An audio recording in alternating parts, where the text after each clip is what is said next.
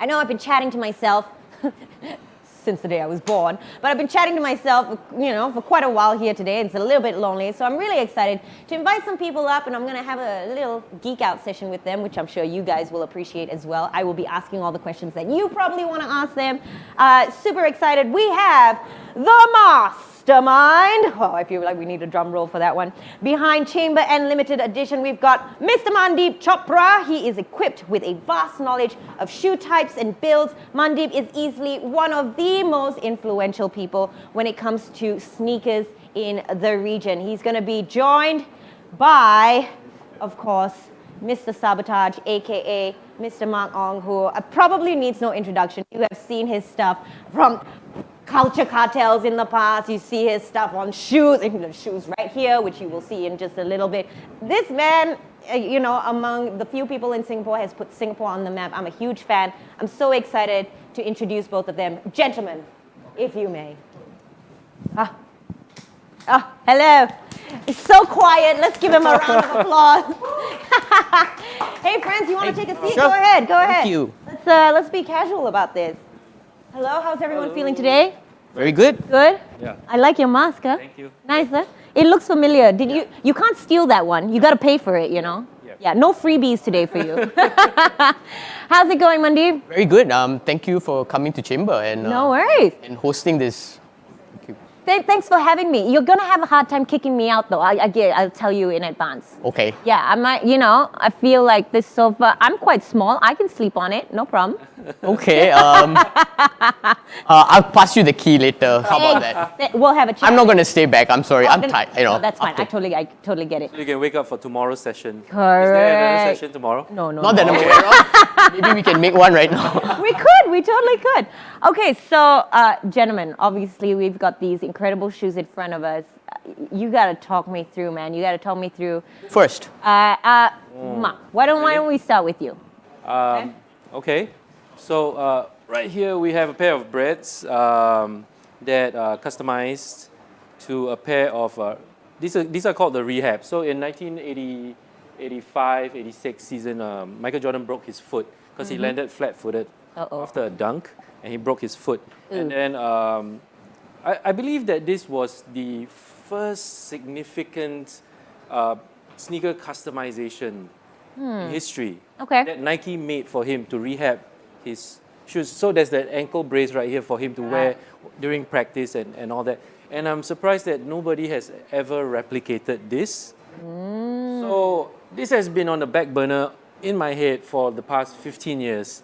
And I said, still nobody has done it, so why not replicate it and paying like respect and homage to this significant piece of history. Right. So we managed to replicate it by finding the exact hardware and the angles of the strap. It's all in pictures, and recently, the original version, I believe there's two in existence. Okay.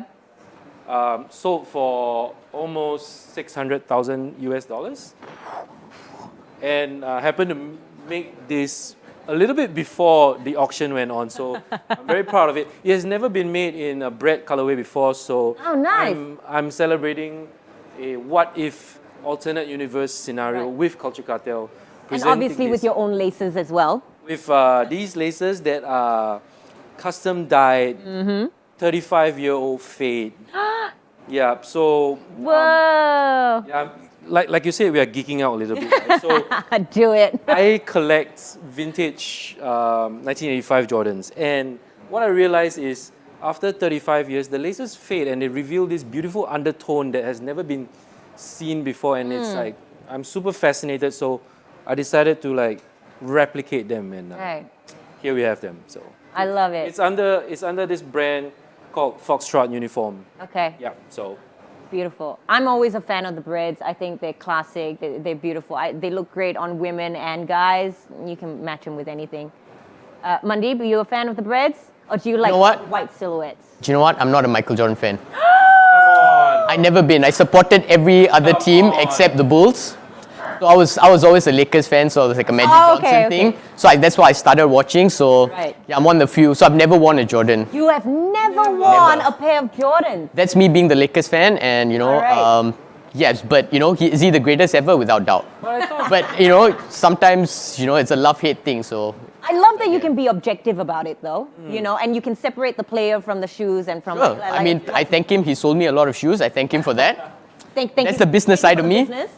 Yes, but yeah, he's not my favorite player. Okay. So none of these shoes really would be on your feet at any point. No, Air Force Ones are cool. Air Force Ones are cool, and okay, maybe might as well straight away bring me Oh. so I can talk about this. So yeah, this is done.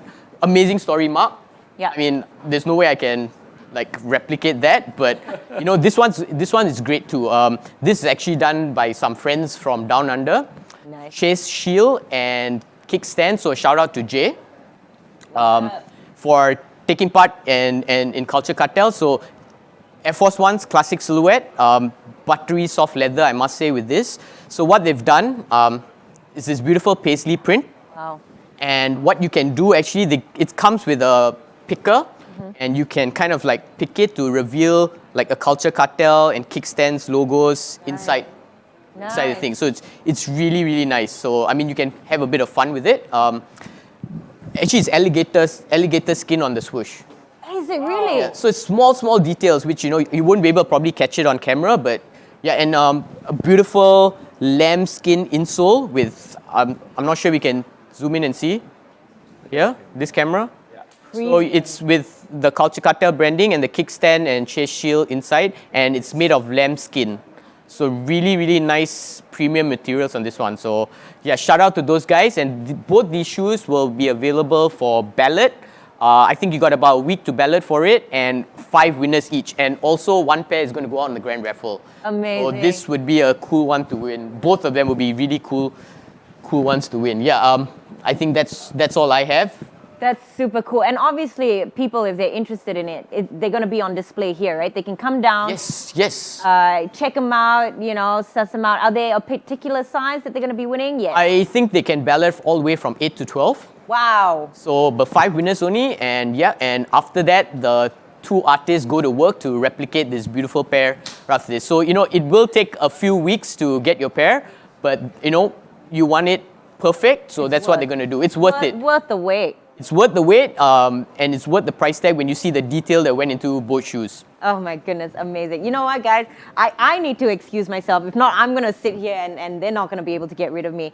But thank you so much for that. I'm actually going to invite some other people to come and have a chat with you guys, because we're going to move on to a topic of building a strong brand, which I mean both of you are experts in. We explore the brand partnerships that have worked really, really well for local brands, as well as the considerations and, of course, associations that go with a good name, a slogan, a logo when creating a strong brand. Obviously, it's your identity, it's your image. We're going to go in depth now into the brand strategy and management of 2 really strong homegrown brands, Mighty Jacks and Limited Edition. And we're going to pick the brains of a global sporting goods CEO and local artist. Presenting up and joining them here on the stage while I make my exit, we're going to have Jackson Orr, who is CEO of Singapore-based Mighty Jacks. He is an award-winning future culture company aiming to supercharge the global collectible industry on an integrated future culture platform. And of course, alongside him, we will have Kilik Datta, CEO of Global Brand Partners, who was formerly the ex-president of Skechers, Brooks, and holding senior positions at LA Gear. wow. Gentlemen, enjoy. Thank you. You, Hey guys, I how's it going, dude? Hey, how you doing? Good. so welcome guys to Chamber. Oh, So great to have this really amazing group of individuals here. Yeah, so today's talk is about branding and building a brand and a brand to last. So just excuse me, it's the first time I'm moderating anything. So, Fine. you guys gotta lead the way also, but there was a brief intro, but just to say how honored I am, I just want to introduce you guys again, if you don't mind, right? So I'll start off with Mr. Kilik Datta. So I know you all are very humble, but just now hearing some of the stories was really amazing. So Kilik worked at Nike when it was just starting out, right? And he talked about meeting people like Michael Jordan, John McEnroe. So, just amazing stories. He saw the growth of LA Gear when it was the biggest thing in the 80s. He's been president of Skechers, Brooks, Diesel. I mean, the list can go on. Right now, he manages global brand partners, which does brands like Beachbody, Gear Up. I don't know. I can go on and on. But maybe anything you want me to add, Kilik? Mandeep, you're embarrassing me now. So even my mother would be so proud if she could hear you. So now, I'm just happy to be You here. good? You good? Singapore. I gave you justice, but I don't think I did. But really, amazing to have you on this stage. All of us are already in awe of I you. wish I could record you and send it to my mother. So I will pass you the copy of this recording. How about that? No, but Oh, nice. Great store, by the way. Beautiful store. Thank you. Love this store. And as I said earlier, you've cost me a lot of money because my daughter buys stuff at 1 o'clock in the morning from you. And my store, my house is beginning to look like one of your retail stores with boxes everywhere. Tons of AJs, etc. So it's just... I don't know whether to apologize or to thank you. She will thank you for making them available, and I will come to you later on for some payback for. Oh no. Okay, I'm going to move on. So Mark, also famously known as SBTG, Mr. Sabotage, long-time friend. People are calling us BFFs. Yes. I don't know. Sugar BFFs. We'll take that. But yeah, I mean, I've known him a long time and one of the OG sneaker customizers, and in my humble opinion, the best sneaker customizer in the world.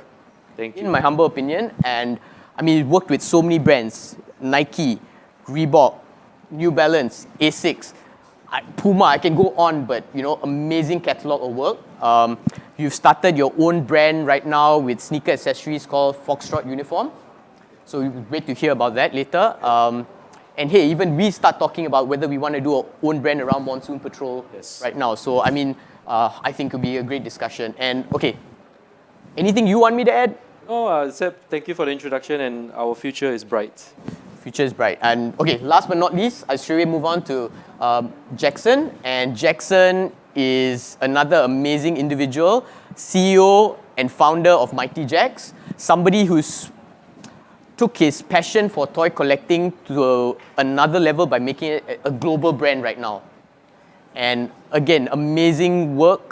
You work with famous artists. We formed brand partnerships with the likes of Warner Brothers, Sesame Street, Hasbro, Looney Tunes. Again, I can go on and on. There's so many amazing things you've done. So I mean, props to that. You want to add on for me? No, you do. By far, you do a better introduction than myself. So, Okay, thank you for that. Thank you. Very So, kind. I mean, let's get straight in the discussion then, right? I mean, the introduction took quite long, and I'll blame myself for that. But I have to give you guys props because I'm just so honored you all are here. So let's start with the youngest in the panel today, Mr. Kilik Datta. First question, That's good. and He's a good host. You're doing a great Wow, job. Okay, it's He's like, starting. Yeah, and I All the noticed time. you guys laughed when he said the no, youngest, Kilik that. So I was laughing at how witty he is. Okay, enough. We can talk about this later. So anyway, first question, maybe I direct to you, and I'll share the same question. But do you think there's a tipping point that makes a good brand great? tipping point. I think you guys all know there's tons of good brands, but I would say if there was one thing that is the most important ingredient is product. The product has to be brilliant, unique in some manner. You got a whole bunch of other things that play into it, timing and all that. But I think to me, a lot of average brands, a lot of good brands, but the ones that rise from those good brands, I think would be because the product is just, and not just one product, because you can have a one-hit wonder and do that, but to be able to season after season come up with, or if it's not in footwear and apparel, if it's in other industry, I guess, to be able to continuously come up with great product. And I think that's to me is the most important. All the rest, like marketing and all that, all supports this. But if the product is terrible, there's nothing you can in today's day and age, you can't really, you can't hide the fact that the product is not good. So I think I would say product is the key ingredient. Great product makes an average brand or a good brand become a great brand. Right. Maybe, Mark, any examples of brands that resonate with you, taking into account what Kilik has said? I think I do 100% agree with you, and to resonate and have a parallel analogy to that, I think the product of Jordan Brand was Michael Jordan's game, and his game was the product, and it speaks for itself. And he has retired for so long, and till this day there has been debates on who is the GOAT and all, and there will forever be people who are defending him, even though they are up and coming stars, and people who might win way more championships than him and stuff. And I think it's the legacy that the brand builds, and I feel that Jordan Brand is a great brand. Yeah. Just because we were talking about this earlier, Yes. Kilik, when you were working with Jordan and Jordan Brand in the early days, just seeing it happen unfold, did you think it would have that kind of legacy? First of all, I'm a Laker fan. So I didn't know that till just earlier when you mentioned it.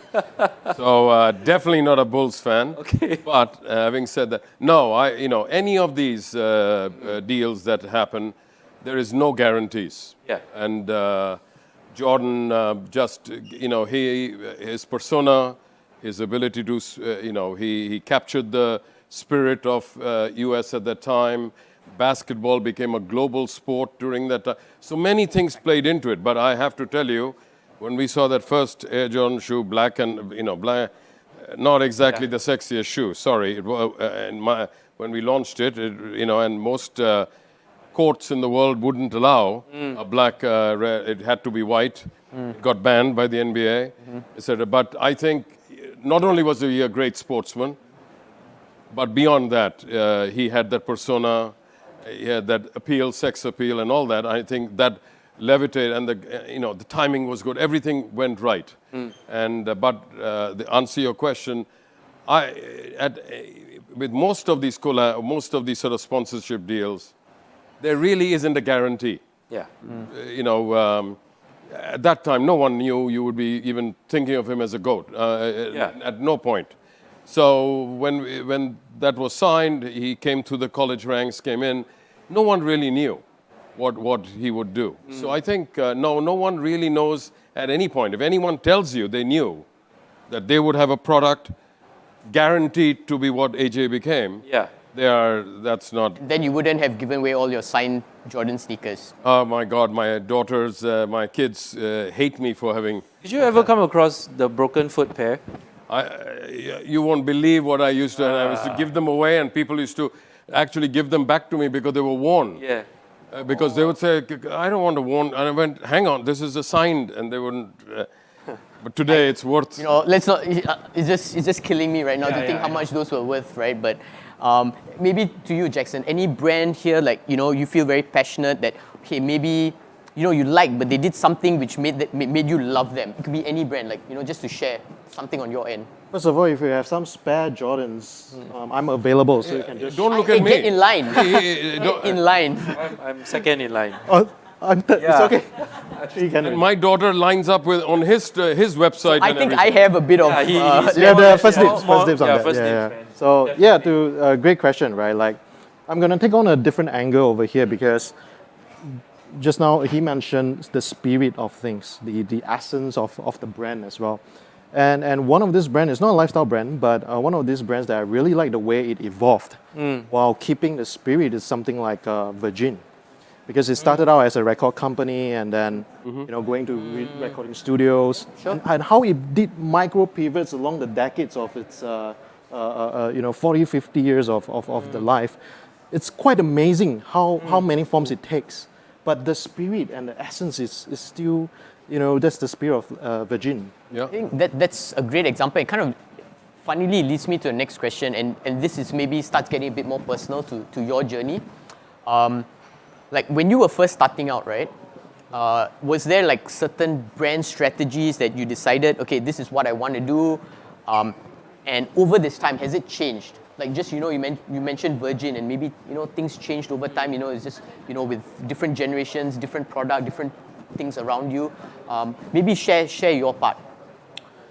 Yeah, it's the journey where I'm at right now. We are like about 8 years in or so, and I met Mark also like way back Along the way. along the way on that, and at the beginning it's an extension of yourself almost because that is what your brand manifests, right? But later on, when your team gets bigger and you have a couple of more key stakeholders coming in, and that evolves. And how do you manage that original essence of that brand, throughout this expansion that we have? So now we have about 70 people or so, and that goes beyond what I just do every day. It has to be coming from all of them, like new people who comes in, the younger generation that comes in and with fresh idea. Okay, let's do this, and maybe at times I don't understand, but it's okay. It's about taking that leap of faith that you trust that they will do their best for the brand. Yeah. So it's about handing the baton over almost. Oh, definitely. Yeah. I mean, definitely good point. Maybe Mark, I mean, I know you have been, that same question, back to that same question, I know you're very like, you have your core brand DNA, you stuck very closely to that. It's difficult to sometimes convince you because, you feel very strongly about certain ways you do a brand. But has that evolved over time also for you? Yeah, I mean, for when I started, the key ingredient was passion. Being passionate about something is like, it's in my DNA, and I can't do it any other way. So, I don't know, like, I don't have a plan B. Let's put it that way. Because first and foremost, I'm an artist, a skateboarder and artist. Then I stumbled into having my own business. So I've always been like fueling myself with passion, and it's still, in fact, it's bigger. But along the way, I guess what I've learned is to work with people and a team like yourself. So what I learned like over the years is like I don't always have to have it my way, and I've turned the focus to having happiness. Like the happiness of my team is the most important. And more collaborative efforts. And more collaborative effort. It's like, yeah, it's okay as long as everybody, I put a smile on everyone's face. And that makes me project out a good brand, I feel. That's what I stand for right now. Versus before, I was like, I want to express this. It has to be this way. And, it kind of evolved. That's great. I mean, again, whatever you say is a perfect segue to the next question, which is collabs, right? Everybody is doing so many collabs these days, right? And every brand is, wanting to work with sometimes maybe even people which you would not expect the brand to work with, right? And maybe I'm going to address this to all of you guys also, and maybe you can share with me some things which, whether you think collabs are good or bad, or whether maybe share some own personal experience where it has, helped your brand or, worked well with your consumer base. So maybe I start with you, Kilik, again. Anything to share on collaborations? You've been around for so long, anything what do you think about collaborations in the first I thought you said I was the youngest. You are. You are. You're youngest in spirit. Collabs are, currently it's very big. And I think Nike's dropping a collab once a week now. Yep. So I think it's one of the things that possibly post-COVID we're going to see a lot of as Nike transitions to online.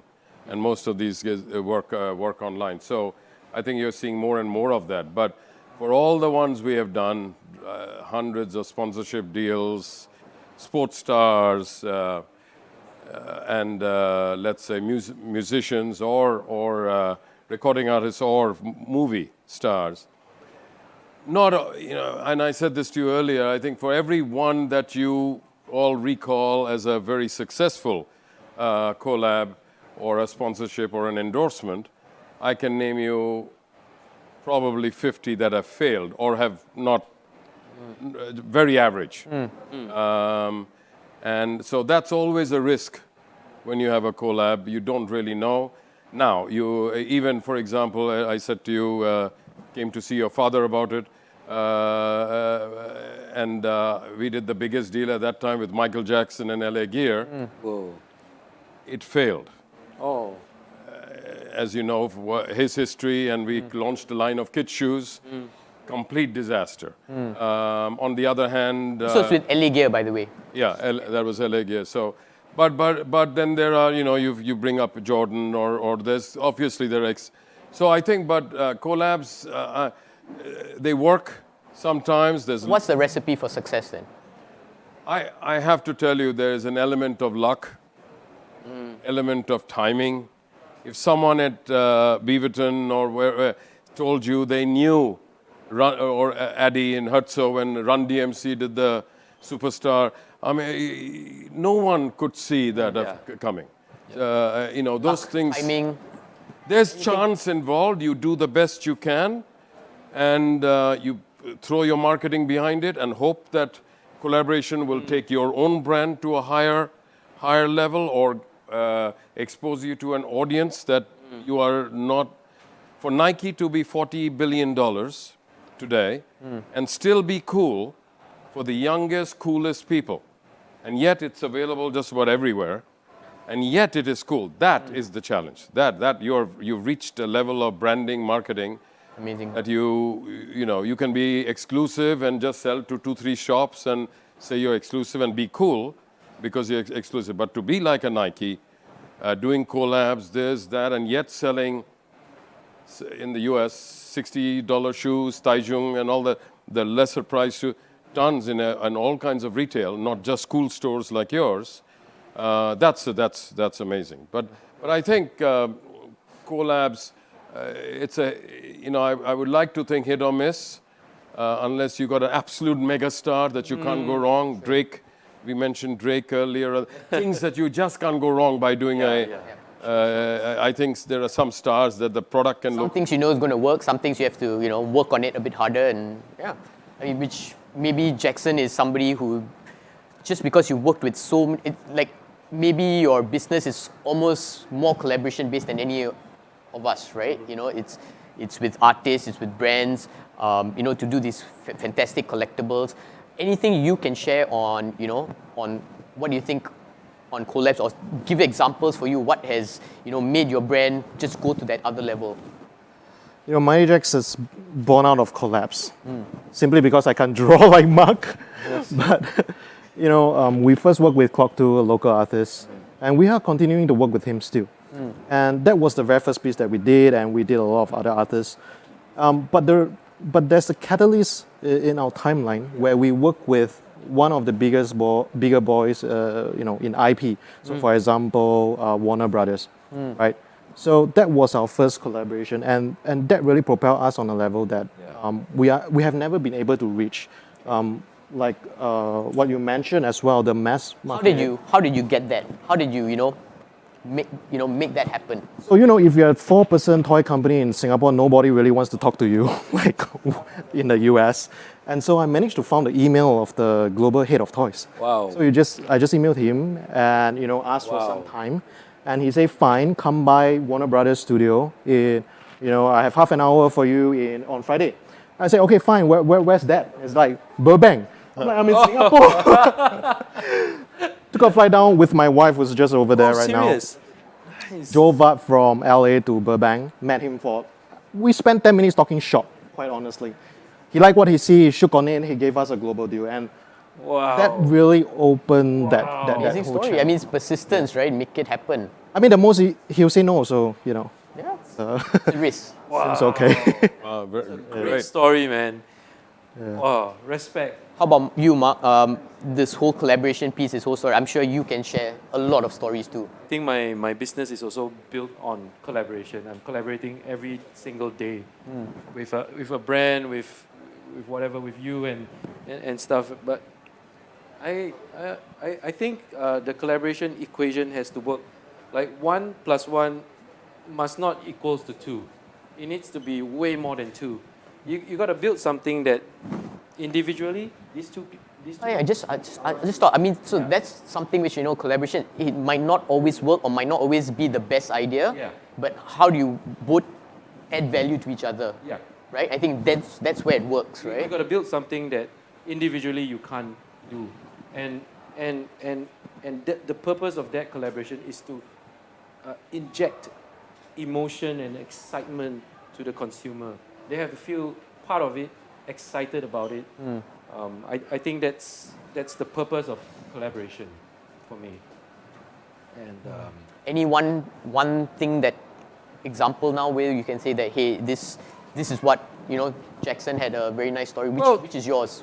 to relate to his story, I've done many exciting collaborations in the past, but I feel that I have to attribute all that, like me being still in business and me being still relevant, is the history of my collaboration with Nike SB. Sure. I was a kid back then, and I got a call. I was like 23 years old, I think. I got a call from Nike, which you introduced to me. Now we got that on record. So I'm working behind the scenes. yes, and yeah, I said, well, would you like to do a Nike SB project or a Nike considered project? I said, no-brainer. I've been a skateboarder SB, my entire life, and I did. So I had that design in my head because I was customizing shoes. I'm always having running designs. I'm running Photoshop in my brain all the time. And when the opportunity came, I sat down on the computer and I finished that design in 2 hours and I submitted it. And that changed my entire life to this day. Amazing Yeah. stories. Yeah, You guys are just amazing, really. I wanted to be like Mike. I wanted my name on the shoe. I got my name on the shoe when I was 23. How many people can say that? How many people No, can say sorry, that? 26, not 23, 26, yeah. 3 years. So that was my personal successful collaboration. Okay. Okay, so I'm going to move on to the next question. I mean, it's all very, very positive, but hey, we all know building a brand is not easy. A lot of hard work, a lot of things, and maybe I'll direct this to you again, Mark. Has there been occasions, because this is more you're on the creative side, and you talked about but has there been occasions where hey, because you do such good work, maybe there be copycats, or you felt your intellectual property was infringed? Along those lines, and how did you deal with that? I first got copied when actually one of my first customs, it was like a Air Safari pattern transferred into an Air Force One. I think that was 2004. My first ever customer bought that shoe and got it featured on a magazine in Hong Kong. Okay. So a month later, there were bootlegs everywhere. I'm like, Crazy. wow, how did this happen? They didn't even have the shoe, and how did they copy it? So there's so much scheming and intention going on. So how did you feel it? I mean, sometimes they say imitation is the best form of flattery, but did you take it? I took personally, or it. you took it? Honestly, I didn't know how to feel. So there were so many options, like anger or whatever, but like I chose to feel flattered. So I chose to feel like that. I was so young, and so I'm like, wow, that's cool, man. And then soon down the line, whenever I get my design featured in a Hong Kong magazine, Hong Kong is near Shenzhen, right? So where all the factories are. So they must be reading the magazines, and sure enough, like, oh, there's another fake. So I started collecting my own fake items. But after that, I just threw them away and stuff. It was too many. I don't know, when a factory level kind of like copies you take that as flattery, but like when a person not from that background tries to copy I think it hurts more. And I mean, after all this, have you now? I mean, now you say it hurts more. Have you taken steps to protect your brand or stuff like that? I've consulted people, and it's really, really hard. Like, it's like trying to trademark the color black. You can't really say that. So I don't know. I think how I dealt with it is to always stay ahead. I always I get what you want mean. to like innovate. I get what you mean. People might copy that, but then you do something different. And keep innovating and like being ahead, because I could spend. I have 24 hours a day. I could spend my time like, grieving about all these things and like feeling emotional and stuff. Or I could spend my time innovating and like improving and like stuff. So I choose to do that. Of course, I speak to like I have illegal help and stuff, so I'm always in touch with them. So make sure nothing like extremely bad happens. But yeah, so it's Maybe- really focus your energy. Maybe again back to the youngest. So do you have words of advice for that? Like, again, protecting your brand, or even just, how do you make your brand last stand the test of time? Any advice? I mean, obviously, these people still young in their brands. I mean, what can they do? Any other things they can do? Not maybe even if it's not just the IP protection, but what other things they can stay ahead?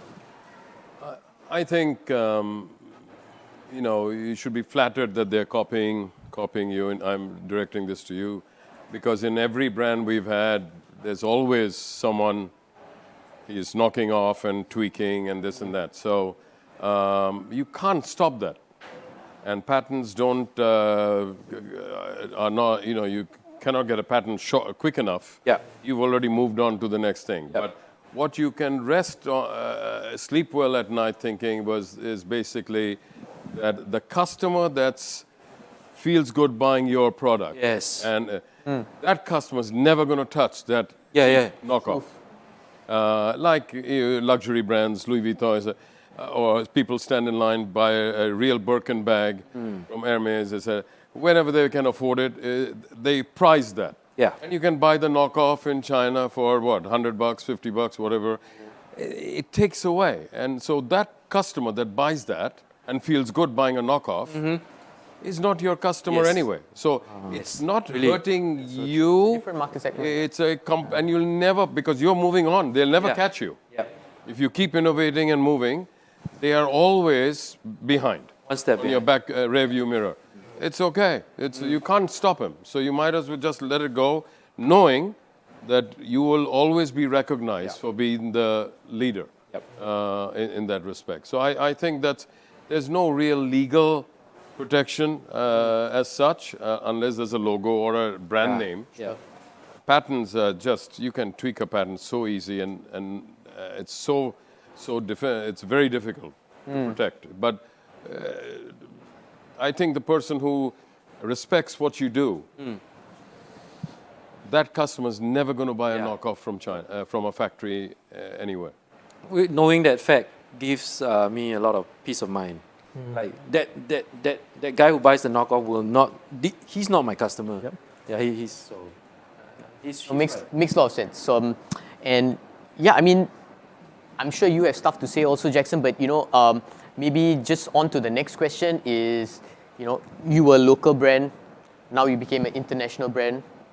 How did you move from there? What can you give advice also, from that transition? Did some kind of mindset have to change, or what advice can you give everybody watching that, how to have that? Yeah, you start small, but how can you build a bigger brand and a global brand, and not just, hey, I'm just that Singapore brand? Any advice you can give? I think because I identified our market to be mostly overseas, so your Hong Kong, which is more mature, Japan, Korea, and mostly US at a point of time. So when we got out of the gate, we were in US dollars on So you e-commerce started already. global almost. Yeah, it was global. But also there is a tinge of that, you see, because when you're educated as part of this whole system and you sort of grow thinking that, oh, we're going to make it big outside, and then, you sort of get bigger domestically. And to some extent that is true, right? Because brand value does play a part. Yeah. But it's the amount of grind and hustle you put into your work, and we are all here because of that. True. And we are able to see opportunities in places that they might not seem to be. And we find those holes and we expand upon them and find that to be our niche. And I think you must have a way to think beyond what you know right now, because it's what about you don't know, and Yep. that is the key. Mark, do you think you started global also, or do you think you started your base here? I started on Nike Talk, like chatting with him, and so I immediately identified that most of the consumers are from the US. So I chose USD as my currency on my online store right off the bat. And I don't know, I always felt that my designs could speak to a global audience because it's not very local based, and that's what I set out to do anyway. So Fantastic. it worked out for me. I mean, just want to Okay. say props for flying our local flag. Even, you know, thank you. I mean, yes, you're both global, but thank you for flying our local flag high up and We fly our flag together. Come on. We all fly our flag together, right? Sure. Yeah. Sure. So, I mean, again, last question maybe, and this is, again, hey, it's this whole new world, social media, right? Again, I'm going to start with the youngest. So, social media, the whole, hey, you know, new platforms like TikTok, stuff like that. You think, how important do you think it's become for, you know, a brand's messaging strategy? I'm going to put this to all of you guys also, but I mean, you constantly have new brands. You start, you know, you've done things in the past in the old way, and now you have to move to a new way. What's your take on that in the whole social media world? You know, it is just another form of media. So it's a current form of media. I started in the industry before you guys were born. So we had print. I could make a brand by wrapping your buses, and you would see my buses go around with a... Today, it's changed. The customers changed, but nothing dramatic. It's not. It's not a revolution. It's an evolution of media. And when TVs came, you started seeing TV ads, more videos. Then that phased away. Then now it's, you know, you got all the apps now, and you got all the social media. FB is already old, you know. So there's all the time. So it's another media. But I think the digital age, what it has changed from the beginning of when I started, is how fast it is, how connected the world is today. People's attention spans also? You got your, let's say, your website, globally it can be seen. Yeah. In the old days, I had separate media planners for Asia, for Japan. I had media buying agencies that looked at media that was big in, let's say, Singapore or Hong Kong or wherever. Today, it's a lot more global.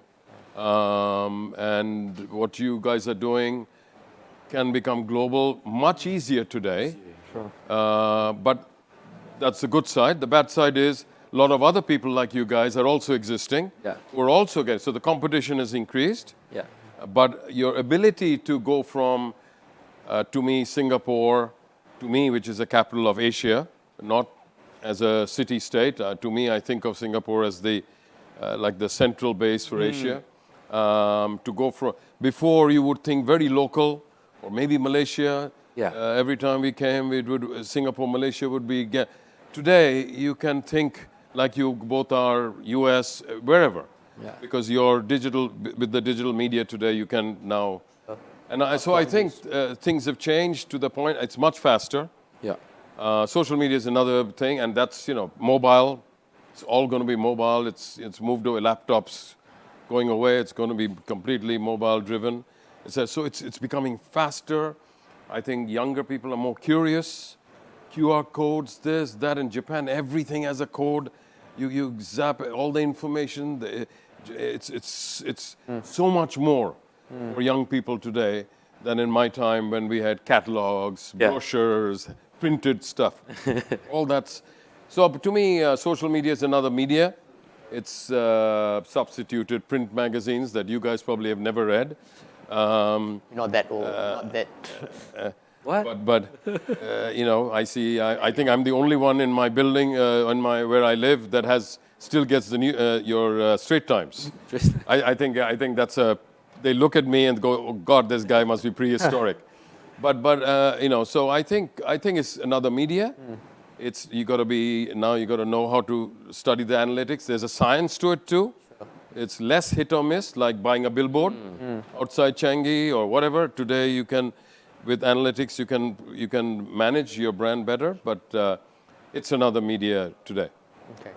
Now, Jackson, maybe can you give us some examples of how you have embraced social media and you know, to get out your brand message? You know, great insight from Kilik, but some practical things which you have done, or whether it's new platforms, or how do you keep abreast of whatever's happening? Because, like you say, things are changing so fast. They might move from this to another, and what are you doing?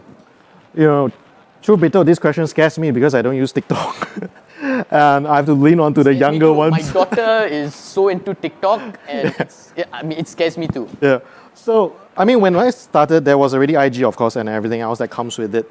And it's a great platform to showcase visual works, right? Which is what we do. Yeah. So it's perfect for that. And we actually don't spend a lot of marketing costs even till now, simply because we have built up over the years. Following, you mean? And That's following, and the followings are, they are largely loyal and they are customers and collectors as well. So then that base are always tapping onto our latest social media, what we're releasing and so on. So that helps a lot. So we don't really have to buy that ad part of things. But of course, with certain changes they're doing with the platform, with Facebook and everything else, then all the other campaigns and everything have to start coming in, right? Most definitely, yeah. And Mark, what do you use? Like anything new on social media, or are you still sticking with the same old? Or do you use the traditional methods also? I'm heavily on Instagram because I think that's where everyone is.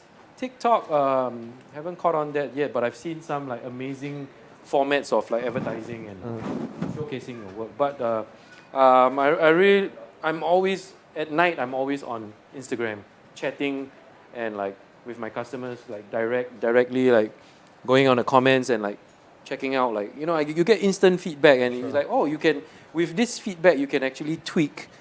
I actually feel like very on the ground when I'm on social media, feeling like what people are feeling and what people want from us and how we can So improve. direct. And I mean, it's so direct. You mean you're dealing with the customers even up to today, one-on-one. no, because I really enjoy it and like I want to know what they want and I'm able to make amendments the next day, so that keeps me ahead like quick and stuff. So yeah, I really enjoy it. And That's why you're so successful at what you do, because this respond and not a lot of people can take Yeah. criticisms like that and make changes Yeah. to fit that.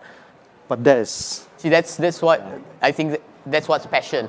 right. Right? I We think covered. during the day when you're doing your grind, your stuff, your logistics and all that, it's like you're building the product, like whatever you're selling, but the interaction, like so at night I start my second job. So like being on social media, getting the feedback is a full-time job on its own, and I view it as that. And yeah, I think that is great.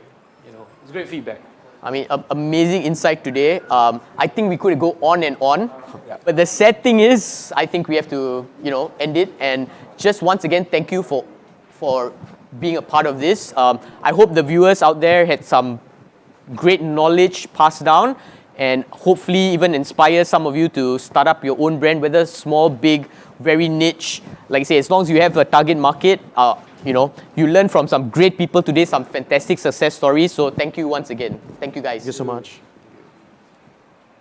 Thanks, guys. Thank you so much. you. Thank you to Mandeep, Jackson, Mark, Kilig. I was listening back there and I'm like, yeah. I'm like, yeah. Y'all can't see me, but I'm like, yeah. Agreeing with all of that stuff. Brands are so important. Me, I gotta find the camera. No, here. I'm my own brand, so I think I'm definitely going to implement this kind of stuff into how I carry myself moving forward. Thank you so much, gentlemen. Everyone here, let's give them a big round of applause. It's not every day that we get to have 4 incredible men and then we get to pick their brain. Super, super cool.